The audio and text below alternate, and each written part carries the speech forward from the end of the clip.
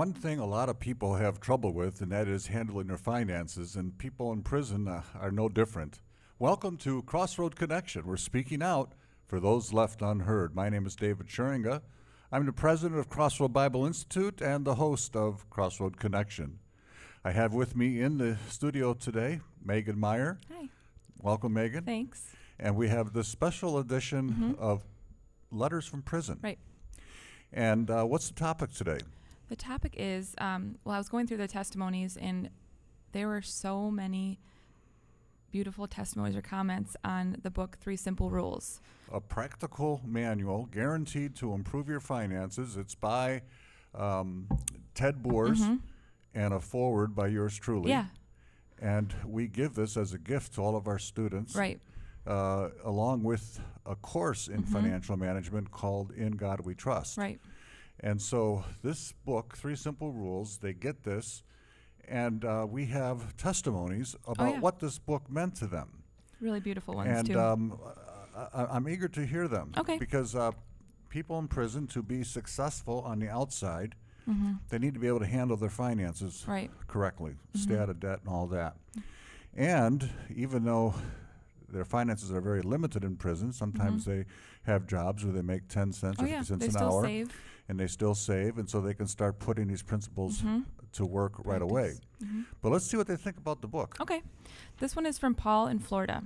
He writes, "For me personally, it was just what I needed, as I have always been bad with my finances. This book, if applied correctly, could make the difference between some guys staying out or coming back to prison. It's that good. The principles and rules presented in the book are a bit radical to today's social mindset of instant gratification, but they are so simple that anyone could follow them and change their entire life in a short amount of time. The wisdom and principles for managing your finances are in God's Word, but most will not be able to extract these into the coherent picture you've put together in this book." So he really got it. Oh, yeah. And he sees it as making a difference, huge difference. for success on the outside. Because if you don't handle your finances properly, you get into trouble, you get into debt, maybe you'll be tempted to steal. Yeah, easy ways to make money. Easy ways to make money. And so, the lights went on for him. Right. Read another one. Okay. This one is from a student in South Carolina. "Thank you very much for sending me this book. I learned a lot from it. I thought I knew about saving and debt, but I didn't. I plan on keeping this book and taking it with me to the halfway house. I can use it more on the outside than in here. But I am going to start saving now. I have about 18 to 22 months left, and I want to save $5 to $10 each month. The main thing I got from the book is to live a Christian lifestyle and give back to the Lord first. And by my life changing and depending on Jesus, I realize that I don't need a lot of things I thought I needed. Prison has really humbled me." 3 simple rules, and those, first rule is this: spend less than what you earn. Right. Now, there's a novel idea. Spend less than what you earn. Right. Okay. The second one is, what is it again? Save now, buy later. The fact is that with the first rule, people are spending more than what they earn. Right. I don't know if credit cards or whatever. Whatever, that's right. And also they're buying now. Instant gratification. Trying to save, but you should save now, buy later. Right. So that's that gratification thing. And then also the third one is no debt. Understand debt. Stay out of it. Stay out of it as much, Because you pay interest rates. Right. And, that's kind of silly. Sneaks up quickly. We give this book to every one of our employees, every one of our staff members when they join. You probably got one too. And I don't think they believe me at first, but I tell them if they follow these 3 simple rules, they will never have financial problems. Yeah. It's that simple. And the people in prison are getting it. Let's have a couple of more. Okay. This one is from Curtis in Mississippi. "This is an extremely thorough, helpful, and informative book. I wish I had read it 30 years ago, or even if I could have learned this while I attended school. I think there should be required learning for youth before they enter the job world. A church would also be doing great service if they would introduce this to their youth." So he can see the value of this for people of all ages, Oh, yeah. and he says, kids should have this. And of course, people should realize that many churches are using this book. And it's available on our website. They can go to cbi.tv and get it. Or they can go, I think it's on, what's that called? 3 Simple Rules? .org Yeah. or Amazon.com. Or Amazon, yep. And it has all kinds of work stuff, worksheets, and you can have a plan, and you can, there's all kinds of Work along forms with the book, yeah. so that go along with that book. So it's just really it's a small book, but it really is comprehensive Yeah. in terms of planning your finances. And a lot of reentry agent or ministries and stuff are also using the book and love it too. Yes, people who are in reentry agencies also, our viewers should know that we also have a teacher's manual that Yep. comes with this book, so that they can teach it face to face in a small group. Right. So, and I write about that in the foreword too. It was written originally for people in prison, but I find out it's for people who are in the prison of debt Yeah. on the outside. And so many people cannot get ahead. They think that if they just made more money, they would be okay. It's not the case. The fact is that people who can't make it on their current salaries probably would not be able to make it if they were making twice that, because Right. they would just increase the expenses more, that yeah. they have and spend more. Right. And so I don't want to underestimate the fact that there are people who are struggling and in poverty and maybe underemployed or unemployed. But so many people don't realize that if you just don't spend more than you earn, if you want to buy something, save now. Don't buy it now. Being content with what you have. Don't get strapped by you just have to. You do have to pull back your expenses and so forth, your lifestyle, to fit how much God has given you. Right. Money can be a great blessing, but also it can be a tremendous curse. And there's nothing worse than being under the taskmaster of debt. That makes for a real miserable life, huh? Yeah. We got time for a couple more. We do. Okay. It's amazing, the testimonies. We could have several episodes too. I'm telling you, we had so many of these, and I just picked out my favorite ones. And but it's not like we had to save these up for the last 10 no, years. no, no. They just come flying in. They do. And it's one of those books that just the scales fall off because everybody has to deal with money. Right. Everybody has struggles with that, and they read this and they go, "Oh, the lights go on." Yeah. Let's have a couple more. Okay, this is from a student in Alabama. I absolutely loved and absorbed 3 Simple Rules. I plan on keeping the book forever and using all of its gold-instilled wisdom for the rest of my life. I can relate it to all areas of my life. The book was biblically based and made perfect sense. It is by far one of the best gifts I have ever received. I thank you at CBI for your contribution of this asset of a gift.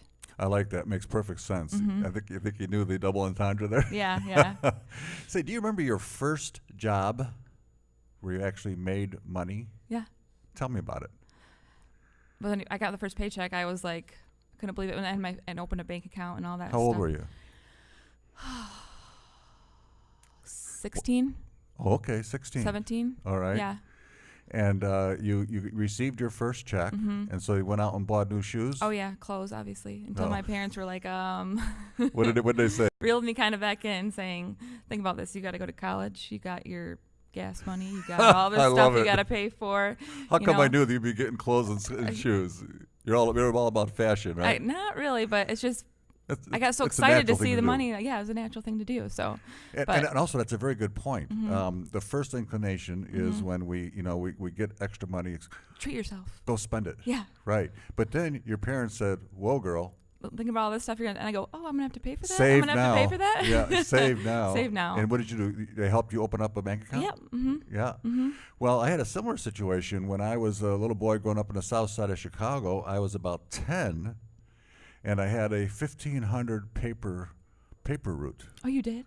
Yes, rain or 10 shine. years old, wow. And me and another kid delivered these circulars Tuesday, Wednesdays, and Thursdays.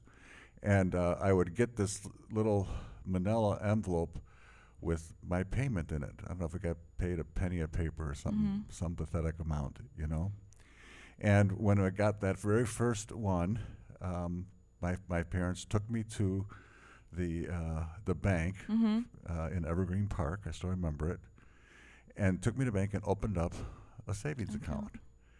And every week I would take that money and put it in that savings account. So that's the beautiful thing, if you can learn that at a very young age. You did as a teenager, I did even in middle school years, that, okay, you take it and you save it, you know, and then it earns interest, and you can someday buy the stuff that you want to buy. So those are the kind of lessons that have helped us, but not everybody had parents like that who were able to give them that advice. And frequently people in prison, they didn't have a father in the home, and the homes were chaotic, so they just did not able to get that advice. And it seems like a lot of people who never go to prison did not get that advice. Probably they copied their parents' spending habits, right? And so this book will straighten that out. You know, we don't make money on this book, by the way. If people want to buy it, you know, the profits all go back. There's no profits going to Ted or to me. All the profits go back to helping people in prison. And so, and also there's a discount if they'd like to buy them in a volume way. You get a discount, and stuff like that. But it's simply biblical common sense, and it's not a big mystery. It's something that anybody can follow. We have another one for us? Sure. I have never thought about saving or budgeting money until I was incarcerated. I loved this book. Say that again. I never thought about saving or budgeting money until I was incarcerated. Wow. I know. Wow. I love this book. I'm sending it to my wife-to-be, and I plan on using it in my marriage. That's great. Well, you know, a lot of marriages get very rocky with financial pressures. You know, I mean, that is a huge thing in marriage difficulties. And a husband and wife need to be united in their philosophy of money. And so isn't that great? He's in prison, but showing himself to be a good husband and saying, honey, look at this, because when we get out, we're gonna do it right. We're gonna do it right. That's great. The book also talks about tithing, and they mention that too, right? Oh, yeah. Is there one specifically that talks about tithing? I should have talked about this ahead of time, I suppose, but or that mentions that? One of the first ones I read, I did say the line, the main thing I got from the book is to live a Christian lifestyle and give back to the Lord first. Okay, go back to the Lord first. That's fantastic. Principles that I have heard that is very good, I think. Okay, first you give 10% to the Lord. Then you pay yourself. 10% goes into your savings account. And then you pay all your bills. But the Lord gets the first fruits, the first fruits. And if we are able to afford it, actually, we should give more than a tithe. The Bible talks about tithes and offerings. So offerings are above and beyond the tithe. And there are biblical scholars who look at certain texts and say there are very wealthy people who can afford a double tithe. And because you know, they can afford that, and then God double blesses the double tithe. So I just wanted to throw that in there a little bit for people, how important it was. And my folks, by the way, taught me that too. I had to put 10% of that paper money, that paper route money, into the offering plate on Sunday. And so you felt good doing it too, didn't you? I did. Up to that point, my folks were always, you know, giving me a quarter in church to put in. This is a long time ago, so a quarter was a big deal. My little brother and sisters got a nickel and a dime, but I got a put a quarter in. But when I started making my own money, they didn't give me quarters anymore. Then I had to contribute put my own money into the offering plate. So, well, thank you very, very much, Megan. This has been very, very interesting on a hot topic, really.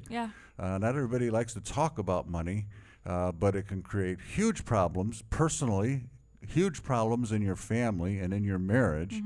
But if it's done God's way, it can be a tremendous blessing.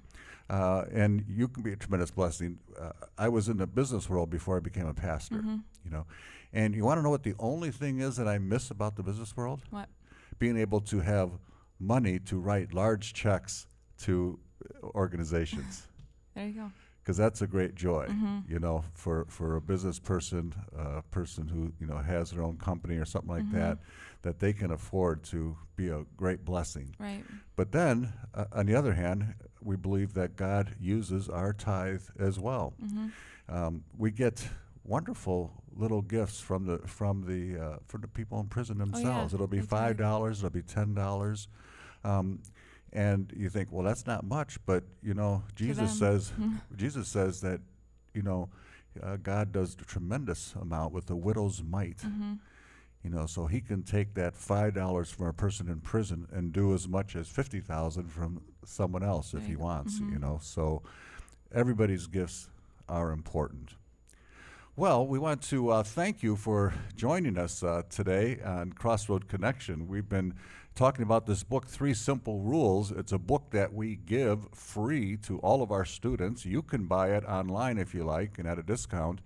It's about how to have guarantee success with your finances, how to serve the Lord. And we see that our students, for them, the lights just have gone on. That they can do finances God's way.